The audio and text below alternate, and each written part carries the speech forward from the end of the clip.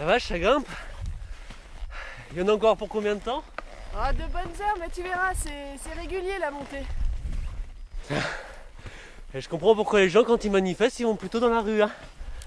C'est un poil plus fatigant.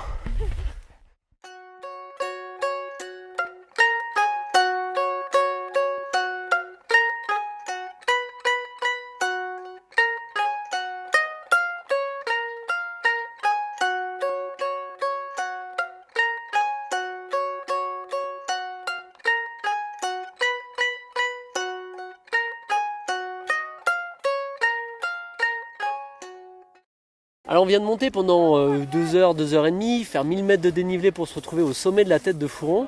Qu'est-ce qu'on fait là exactement?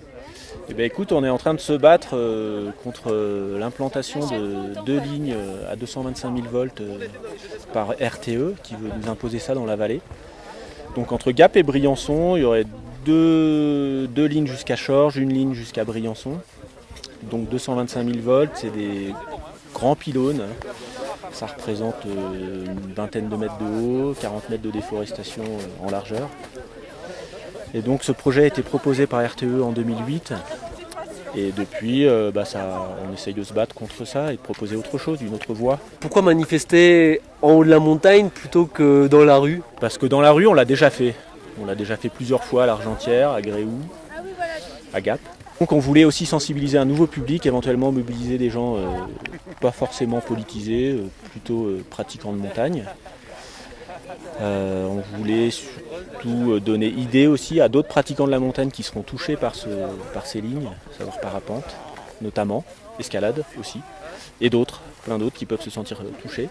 Et que ça paraît paradoxal quand même d'envoyer une énorme ligne dans cette vallée, alors que depuis 10 ans, tout est basé sur ce tourisme nature. On n'est pas là non plus pour être agréable. Ça veut dire on avait dit rendez-vous. Donc ce qui est actuellement en cause, c'est l'avenir des Hautes-Alpes, l'avenir du nord des Hautes-Alpes. Il y a des possibilités de pouvoir à la fois consommer justement l'électricité et intégrer les lignes à haute tension.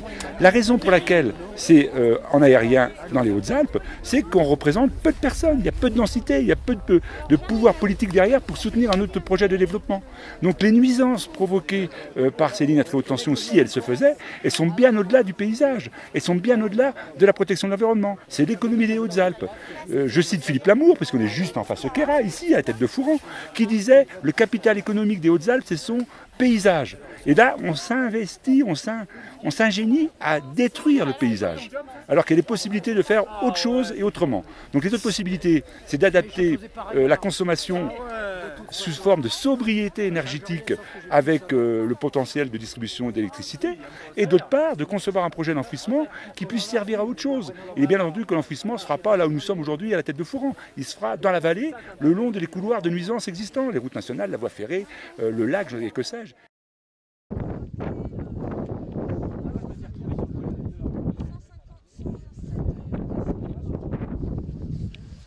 Nous, on avait comme idée de rassembler un peu les passionnés de la montagne, montrer que c'était une communauté qui était sensible à ce genre de problème. On a contacté du coup SAPN, Hervé Gazdon qui est là. On a contacté Hautes-Alpes Nature Environnement.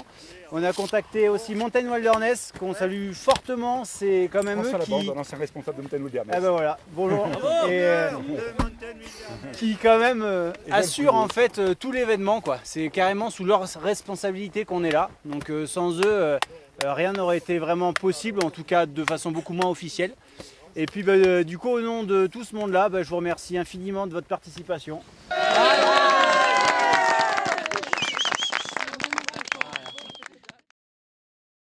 Je trouve que c'est un succès parce que rassembler 80 personnes là-haut et un certain nombre d'autres en bas pour soutenir cette manifestation, c'est rassembler autant de gens dans si peu de temps, c'est tout à fait remarquable. Ça prouve qu'il y a un mouvement d'opinion véritable parmi les montagnards pour s'opposer à ce projet-là. Il y a deux problèmes. Il y a déjà le projet en lui-même qui est contestable parce qu'il s'appuie sur des suppositions d'augmentation de besoins d'énergie qu'on peut tout à fait... Là, on peut trouver un schéma alternatif. Les besoins en énergie doivent être réduits.